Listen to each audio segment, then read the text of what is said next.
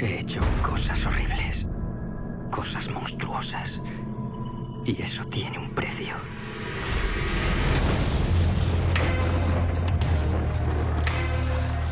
¿Te acuerdas de cuando llegué a Londres?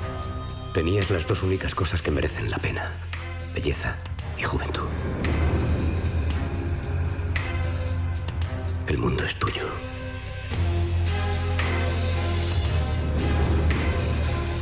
Propongo causar un pequeño alboroto.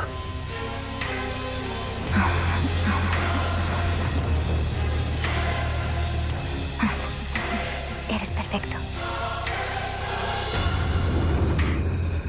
Esta no es mi verdadera cara.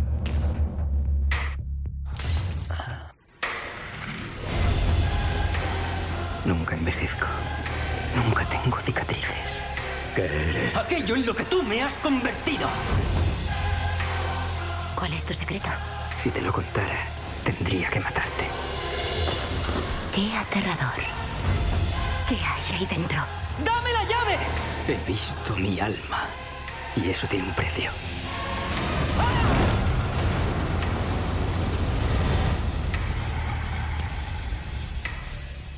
I had read the book before in my teens, and I was actually shooting another film in the UK with the same producer, actually Barnaby Thompson, and the same, and actually with Colin Firth in it as well. And one day he came on set and gave me a gift, and it was actually, I think, around my birthday, and I unwrapped the gift, and it was a copy of the novel, and I said, "Oh, that's great, but I've already read it." And he said, "No, we're going to make a film of it," and I said, "Oh, fantastic! Who's going to play Dorian Gray?" And I still hadn't kind of cottoned on to what he was getting at, and he said, "Well, I thought you might, you know." I think that any other versions of it that I've seen are very much about what happens to Dorian. There's a reason the novel is called the Portrait of Dorian Gray, and we called actually you didn't. You called it El Retrato de Dorian Gray, but we called it just Dorian Gray because I think we wanted to try and get inside his psyche a little bit and try and get inside what Dorian himself was thinking, and not just looking at kind of what happens to him and by virtue of what's happening to the portrait of him. Well, I think that's very interesting. I think a lot of people have identified sort of three stages, but not the same ones that you did. I mean, there's obviously that kind of naive, sort of innocent at the beginning, and then he sort of becomes more of this kind of vain, peacock-esque, kind of rock star figure who's really kind of enjoying the power of staying young. And then, you're right, it sort of then descends into that kind of quite honest, and again I think you have to work from any film you work on, you have to work from the script, because those are the only words that are going to sort of translate onto the screen. I mean, you can do the research and go back to the book at certain points if you feel it's something that's sort of valid to reference, but you have to kind of trust the director and trust the writing of that particular scene, because when all's said and done, that will be the only thing that people actually go and watch, 20 feet high in the cinema. I think references is probably a good word, because I think it's very difficult to say, oh, I want to be like this person, the heroes you have when you're young. When I was 8, I wanted to be Michael J. Fox in Back to the Future, but I think, as you kind of develop, you're never going to be presented with the same choices that the people, the actors you admire are placed with. So I think it's very dangerous to try to sort of emulate anybody, but Jeff Bridges or Robert Downey Jr. or even someone like Colin Farrell, I think chooses really interesting movies, like switches up genres a lot, which is always something that I've planned on doing.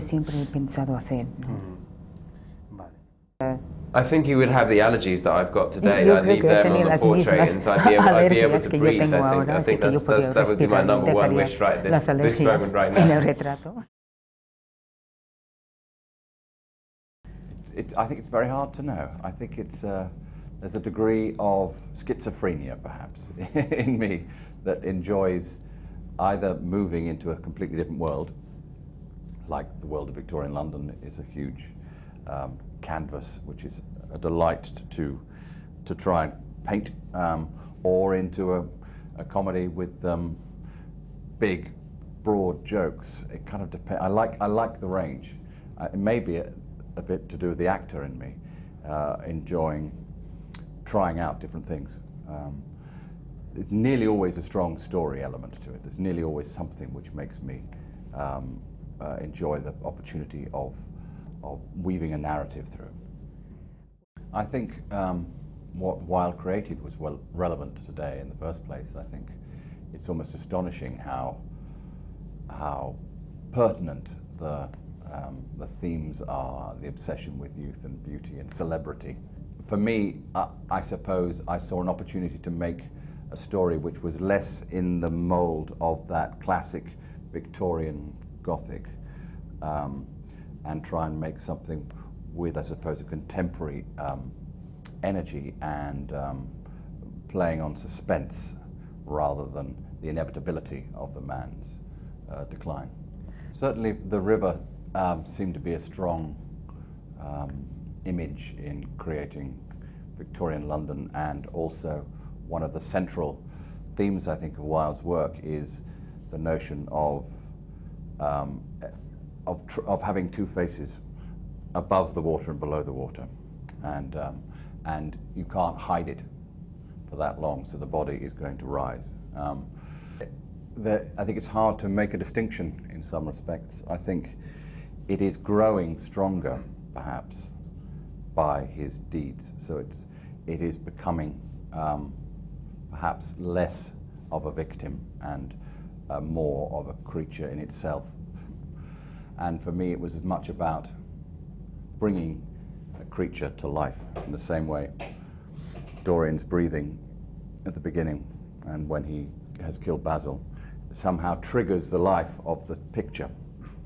You feel that they're mirrors of one another, and it's no more evil than Dorian. It's just a projection of his character.